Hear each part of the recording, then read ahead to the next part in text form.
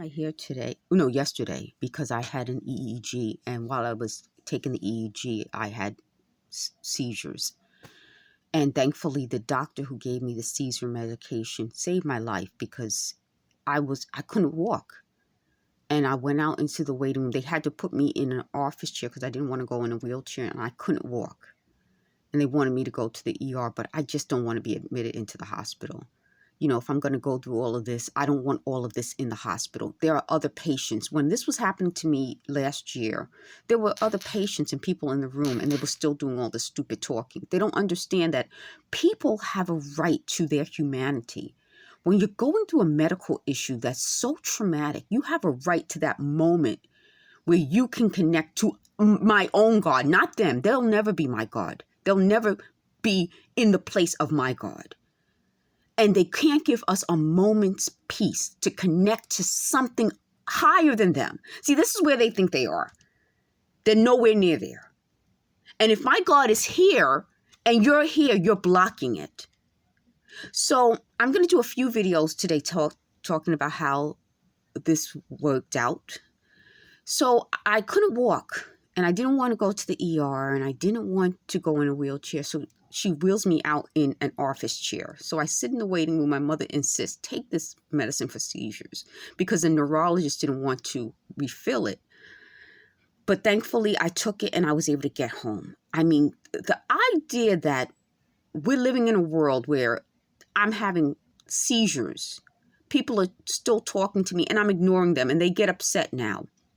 But somebody saw something in me. And that's what I'm saying. Like, sometimes in life, all you need is one person to see something in you. So when the doctor who saw something in me gave me the seizure medicine, she saved my life because she saw something in me. And that has to be God. So if God is this, she didn't block God. It had to be God, because I wouldn't have made it home. I would have been doing these videos that I'm going to do today in the hospital. That's that part of the story. The next thing I want to tell you is, as they're talking, again, their narcissism is like this, blocking God. I don't know how they can focus on me and God at the same time. They can't. They can't.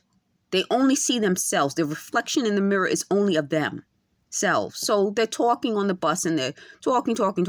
It's always about them. It's always the stories are always about them. It always reflects them. And that's what I've been telling you. I have a whole playlist, and I'll link it in the video, called Their Stories. And you can listen to every story, and it's always them. So I had to refill my Metro card to get on the bus. So as we're going to the train station, my mother sees a shoe, and she said, "You're going to stand near the shoe?" I said, "Well, there's a beer bottle right over there." So that's exactly where I belong, between the beer bottle and the shoe. So when she gets out of the train, my mother says to me, "Miss Shoe Bottle," because I'm standing in between that. And so they keep talking about shoe bottle. They said that sounds like, what is that? A Bond name, you know, not like a, 007 Bond name, Miss Shoe Bottle. But that's my whole point. They take my life stories and my life events and twist them to make it, again, not about me. So I have a seizure. I go through all of this stuff today. And their takeaway from that, their twist, is Miss Shoe Bottle. It was a moment where my mother made me laugh and took me out of that mind, And I think it is funny, but for them to keep talking about it, oh, but come on. I mean, so I see a dog. It's a big dog, and there's a little dog, and he's, doing what he has to do, the little dog. So I said, uh-oh, I hope the big dog doesn't bother the little dog. The big dog passes the little dog like he's not even there. So I said out loud to my mom, I said, he's like, I'm a big dog, meaning like, I'm not even worried about the little dog doing his thing. So they said that's where they got the idea for this, like what I'm thinking, like thoughts of a dog. And that goes to show you, this is who they are, not this. And they'll never be this to me. Thank you for watching.